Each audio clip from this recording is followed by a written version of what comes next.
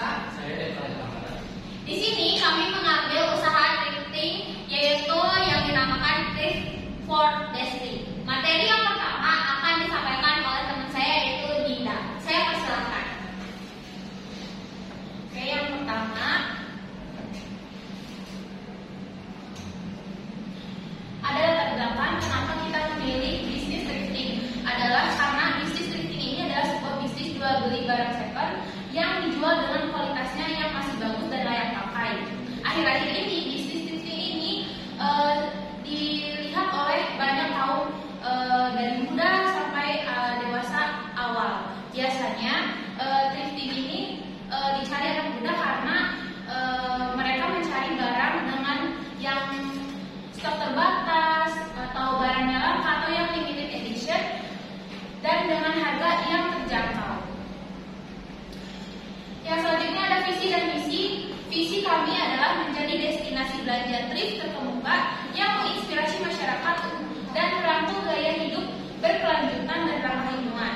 Misi kami adalah menyediakan beragam pilihan pakaian berkualitas dengan harga terjangkau bagi semua kalangan dan mempromosikan gerakan konsumsi berkelanjutan dengan meningkatkan kesadaran masyarakat akan manfaat daur ulang dan penggunaan kembali barang bekas, serta mendukung usaha-usaha sosial dan lingkungan dengan menyumbangkan sebagian hasil dari penjualan untuk kegiatan amal dan inisiatif ramah lingkungan.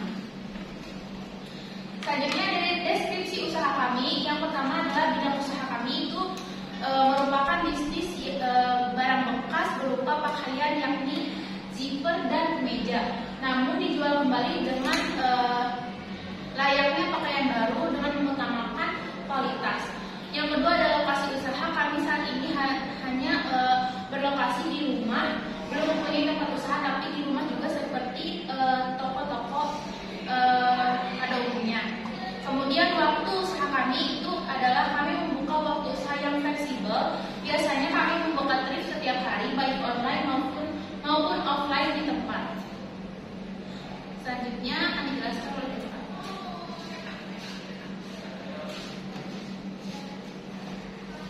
Oke, untuk selanjutnya akan dijelaskan oleh saya, yaitu Sultan Zipline prognosa data prospek pemasaran thrift tahun anggaran 2025.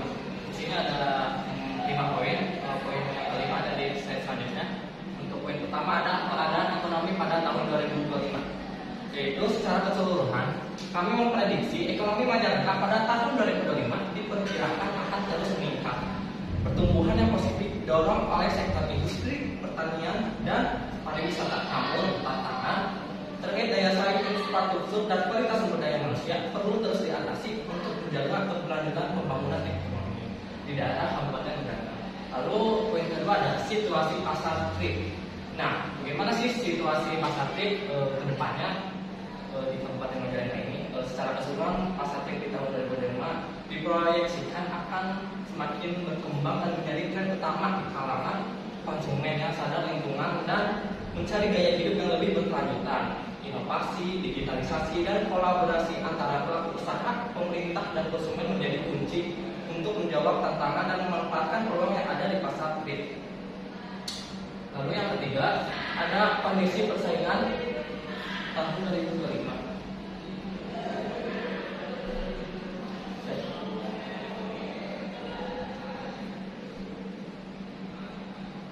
Kondisi persaingan tahun 2025 yaitu di mana secara keseluruhan persaingan di pasar thrift di tahun 2025 akan semakin intensif dengan pemain yang berinovasi dalam hal produk, layanan, teknologi, dan praktik bisnis yang berkelanjutan. Kemampuan beradaptasi dan responsif terhadap preferensi konsumen akan menjadi kunci keberhasilan bagi pemain di pasar yang semakin kompetitif ini. Lalu poin keempat ada posisi perusahaan dalam persaingan thrift. Di posisi perusahaan dalam persaingan thrift ini ada 5 poin. Pertama, pemimpin harus berinovasi, berinovatif. Lalu yang kedua, pemimpin harus fokus pada keberlanjutan. Lalu yang ketiga ada pengalaman belanja yang unik. Keempat ada penetrasi pasar yang sangat luas. Kelima, reputasi dan kepercayaan konsumen. Dengan menggabungkan kelima poin itu, inovasi fokus pada keberlanjutan, pengalaman belanja yang unik, jangkauan pasar yang luas, serta reputasi yang baik, thrift for best fit semoga mampu mempertahankan posisinya sebagai pemimpin pasar di industri trik pada tahun 2025 di Kabupaten Majalengka. Lalu poin kelima,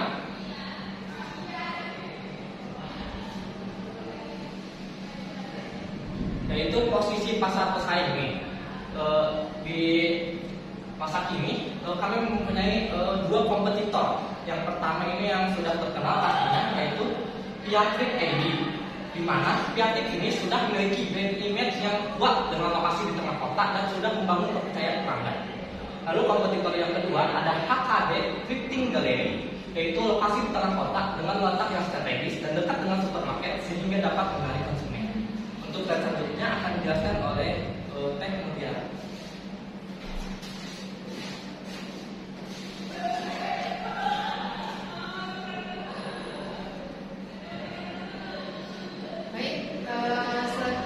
Yang ini akan saya jelaskan mengenai sasaran yang ingin dicapai oleh Thrift for Desti. Nah, yang pertama itu terdapat tingkat pendapatan masyarakat Indonesia. Tingkat pendapatan masyarakat Indonesia yang tahun lalu di 2024 dan 2025, tahun yang akan datang 2026 dan 2027. Di tahun 2024 ada 66 juta itu per kapitanya, 2025 itu 70 juta, di tahun yang akan datang 2026 74 juta dan 2027 di angka 78 juta. Selanjutnya berbagai asumsi yang relevan. Nah, perkiraan tentang harga yaitu ada HPP, harga pokok produksi 5.610.000, dan yang kedua harga jual pokok. Nah, kami menjual produk ada dua, yaitu kemeja dan zipper. Yang kemeja ini ada high brand yang harganya 80.000 per pieces, lokal brand 35.000. Untuk zipper high brandnya 120.000, sedangkan lokal brandnya 80.000. Nah, selanjutnya itu ada kebijakan direksi atau kebijakan manajemen.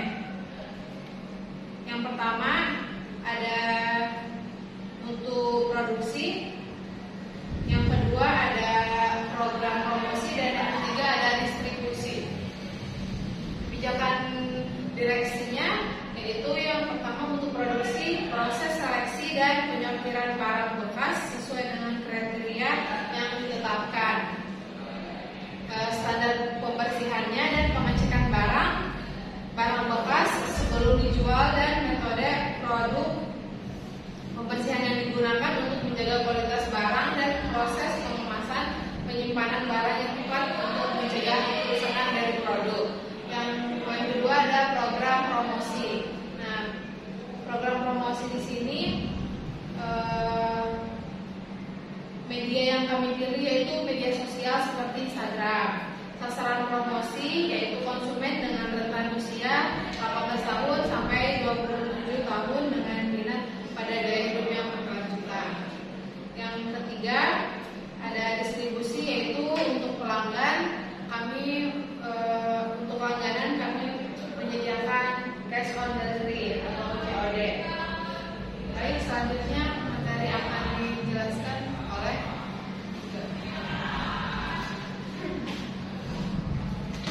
materi berikutnya adalah financial plan.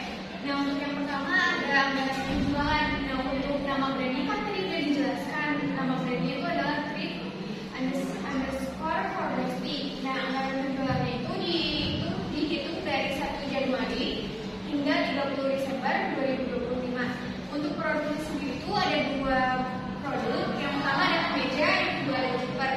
Nah, untuk produk yang kami nanti akan jual itu satu bal untuk meja dan satu bal untuk zipper. Nah, dari satu bal itu tersedia ada 50 pakaian. Nah, di antara 50 pakaian meja itu ada yang high brand dan local brand.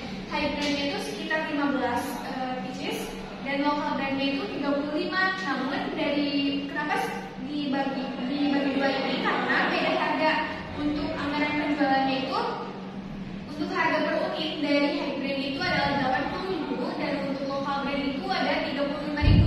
Nah, maka nanti kita akan mendapatkan dari total penjualannya yaitu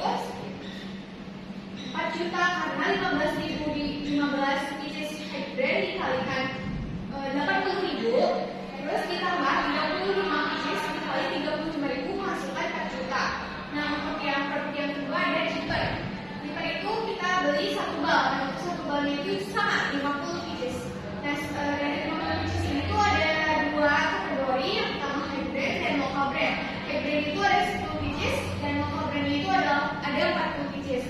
Maka untuk harganya itu high brand itu adalah 120.000 dan local brand itu ada 80.000. Maka nanti jumlahnya adalah 10 dikali 120.000 ditambah 40 dikali 80.000, maka menghasilkan 4.400.000. Maka untuk anggaran penjualannya itu adalah 4 juta ditambah 4.400.000 sama dengan 8.400.000.